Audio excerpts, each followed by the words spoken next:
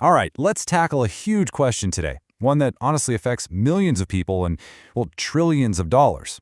In a world with skyrocketing costs and what feels like endless new opportunities, is a college degree really still the undisputed key to success? You know, for generations, the answer to this was a simple yes. A degree was the golden ticket. It was seen as a guaranteed path to a better life. But today, that story is, well, it's a lot more complicated. With tuition soaring and the job market changing constantly, we have to ask, does that promise still hold up? And this number is exactly why this whole conversation is so urgent.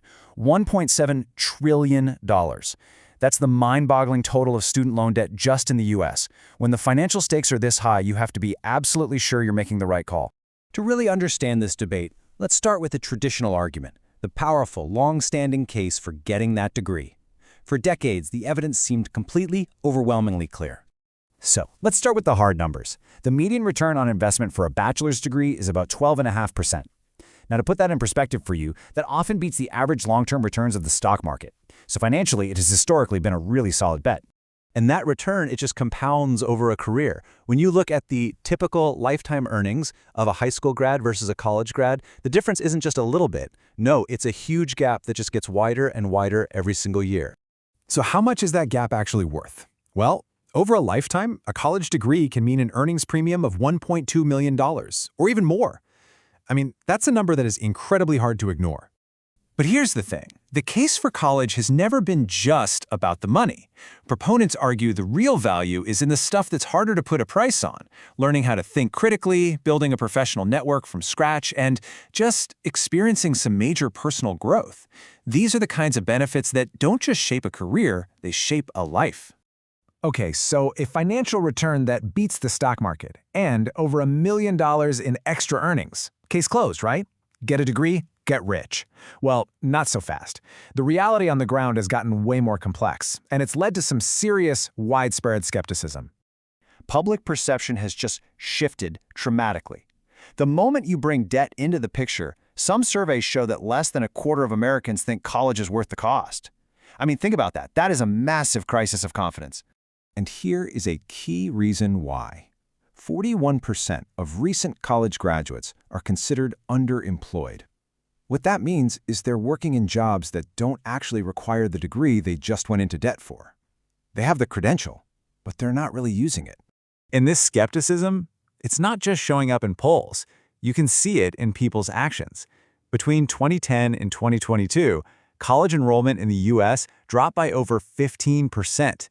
People are literally voting with their feet, and it's a direct challenge to the value of a traditional degree. This brings us to a really crucial idea that critics talk about, this concept called overselling degrees. It's the idea that college has been promoted as this one-size-fits-all solution, an essential ticket to success, when in reality, your outcome can vary wildly depending on what you study, where you study, and of course, how much debt you take on. This growing doubt and the tough reality of underemployment has created a huge opening in the market. And in response, a whole new set of really powerful educational options has popped up. So, let's take a look at the rise of the alternatives. And right here, this new landscape becomes crystal clear.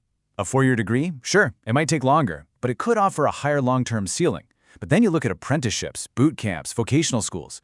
They get you into the workforce way faster, with specific skills, and often with a really competitive starting salary. The apprenticeship model is such a great example. It completely flips the script. Instead of you paying to learn, you get paid to learn. You get on-the-job training, you get classroom work, and you walk away with a valuable credential and zero debt. It's a game changer. And the results of this model? They're incredibly effective. Apprenticeships have a 90% employment retention rate.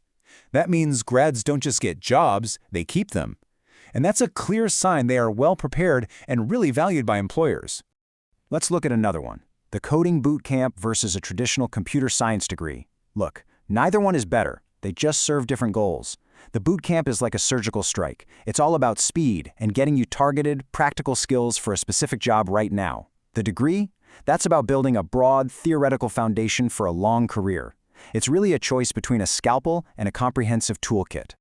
So we've got the powerful case for the degree, and we've got this compelling rise of alternatives. Where does that leave us? I mean, how do you make the right choice in this super complex landscape? The answer is really about taking control and forging your own path. On a systemic level, experts point to a few key solutions. We need way more transparency from colleges about what their graduates actually earn. Curriculums need to be updated with more practical, real-world skills.